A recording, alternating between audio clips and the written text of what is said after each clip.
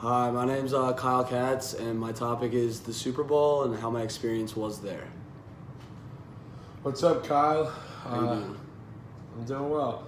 What was the environment like at the game? I mean, the environment was insane. I was definitely from start to finish shaking and being very nervous because you just know how the Pats are; they always win.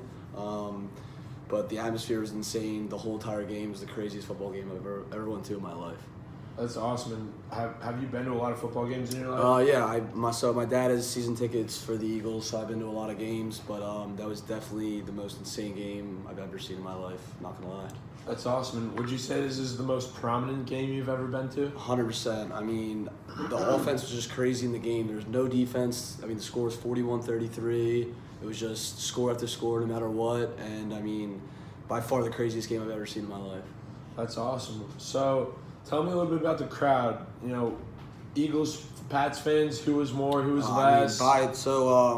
The guy Scott Hansen, he went here actually. He did a pool like right before the game, like where he like would ask the Eagles fans to scream and then ask the Pats fans to scream, and by far the Eagles were dominant, like so much, probably 70% Eagle fans there. I mean, because we've never won a Super Bowl, it's our first Super Bowl title. I mean, it was definitely like 70 to 80% Eagles fans. That's awesome. And what does this title mean to you, especially being from Philly, having a lot of connections to the 76ers? You rep this city a lot. Yeah, it was like the craziest thing ever. I mean, going back to Philly after the game too was nuts. I mean, especially for just the city itself.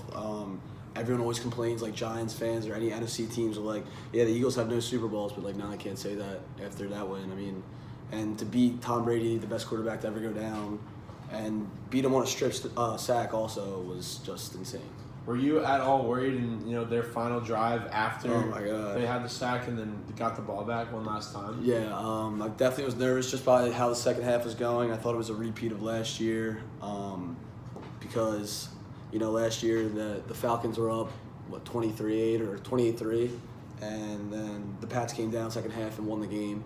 And the way that Tom Brady was playing, I was very nervous. My dad gave me a high five after Tom Brady fumbled, and my hands were, he's like, I've never felt your hands that sweaty. It was the craziest thing ever. But yeah, I definitely was in shock. Definitely in shock. Did not see it coming, to be honest. Wow, that's phenomenal.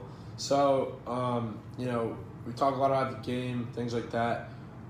For both sides, Eagles and Pats, what player do you think had the biggest impact for each respective team? Well, I mean, I'll start with the Pats and just say Tom Brady played an unbelievable game. I mean, he's an unreal player. He's 40 years old and still throwing 4 touchdowns, throwing for 500 yards, and he's definitely not even close to done to his career. And then Nick Foles, I mean, coming in as a backup quarterback, winning the Super Bowl MVP, leading our team to the Super Bowl and then eventually winning it as a backup quarterback. It's like one of the craziest things I've ever seen. And I mean, yeah, so I mean the two quarterbacks killed the game. Defenses were okay. I think Alshon Jeffrey was a big help for the Eagles also. And I mean, Rob Gronkowski, nobody could stop him. He had like 100 yards and 2 touchdowns. So that was the most impactful people in the game. That's awesome. So you said that both the respective quarterbacks and things like that had a huge role. Yeah. So as far as offense goes, it was crazy to see that. Defensive wise, yeah. Do you think that it was a lack of good defense there, or more of a crazy, unbelievable offensive game played by either Well, side? I think the Pats' defenses, they were not good at all this year, and they did not play their best player, Malcolm Butler. To this day, I do not know why. There could have been like an issue with, I heard there was a meltdown with the coach, but still it's like one of their best defenders, and obviously we put 41 points up. But I mean, our defense proved all year that we were one of the best defenses out there, like 100%. Like, we stopped teams all the time on the run, on the pass game too. But then, I mean, you play Tom Brady, he can go against any defense he wants to and dominate them and shred them, as you saw. But still got the win. That's awesome. So, do you recall any calls throughout the game that you think maybe gave one team the upper hand? So, yeah, definitely right before the second half, or the first half ended, it was 4th and goal, and we decided to go for it instead of kicking the field goal, and I think we would have went up 3, or yeah, this was 3 or 5, and then we scored a touchdown to go up 10. So, no, we went up 6. So, but the play was, it's called a Philly special. It was like Nick Foles, like, pretends that he's about to snap the ball, like he's calling an audible, and then Corey Clement, our running back, got it, pitched it over to Trey Burton, and he threw a pass out to our quarterback for a touchdown, and it was like the craziest play I've ever seen. And then probably the other craziest play was when we were down, I think it was the third or fourth quarter.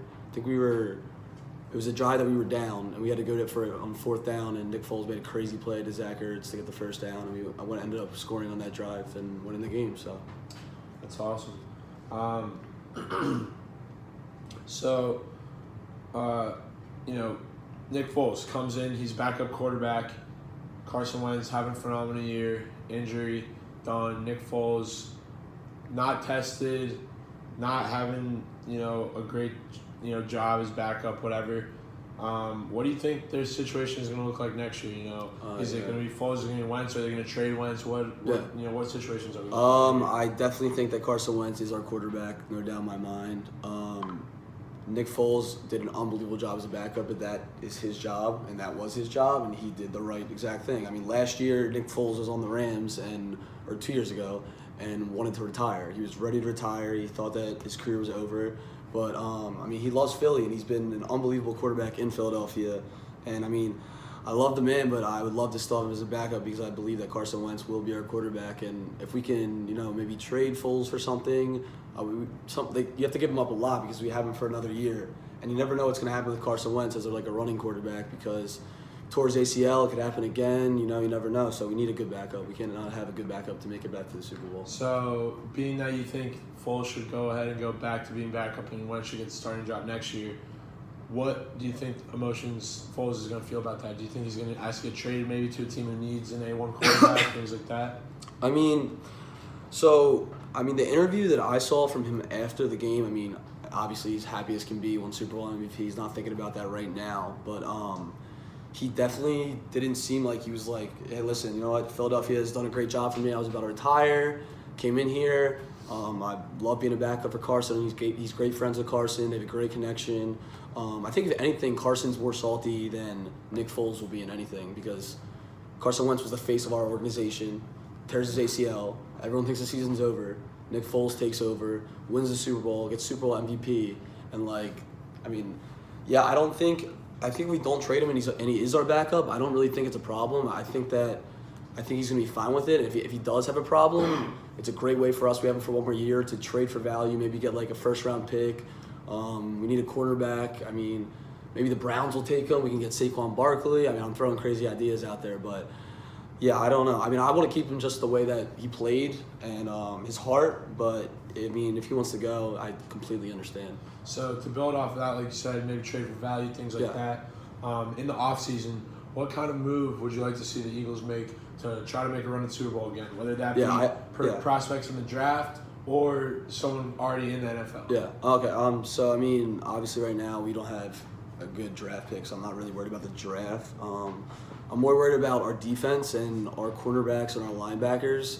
We do have Hicks coming back, so that will be he's a linebacker. That'll be a good asset for us, but our cornerbacks are very weak. They played great this year, but I don't think this can consistently go that way. So I think we need to go out there, maybe trade for a cornerback or sign one. Or, if we can make that trade with Nick Foles and get a top 15 pick, I know there's a very good cornerback at Ohio State and Florida State, so I would love to get a cornerback from there. Okay, awesome. So, the game's over. You're, high on life, crazy emotions. What's a parking lot scene like? At this event after is everybody going nuts? Is there fights breaking out? What are we seeing here? So Philly fans are crazy. Definitely no Vikings fans were respecting us in Minnesota. I can tell you that. After the game, we did go out and everybody was going crazy there. I was lucky enough to fly back to Philadelphia though, and the town actually almost burned into pieces. Thank God it did not. But yeah, all my friends were home. We all went out there. Everybody was on Broad Street. I looked at the police cast because they did a police cast about the whole Philadelphia after it, and probably till 4 a.m. people were rioting, throwing stuff at windows, going crazy. This is the craziest thing that's ever happened for us because we've never had a Super Bowl. So the Eagles fans are crazy. You ask any Vikings fan, they all hate us. So, but yeah. So if you had to pick one player who maybe isn't a star, but they're underrated and they consistently do your job, who would you say that was? I would have to say Corey Clement. He was an undrafted rookie this year. We signed him from New Jersey. He was our third running back. He had 100 yards, a touchdown. He was definitely the biggest X factor of that game, and that's exactly why we won the game. That's awesome. Well, thank you, Kyle. I really Thank you. appreciate it. Thank you for your time. That was awesome. Thank you, man. No problem.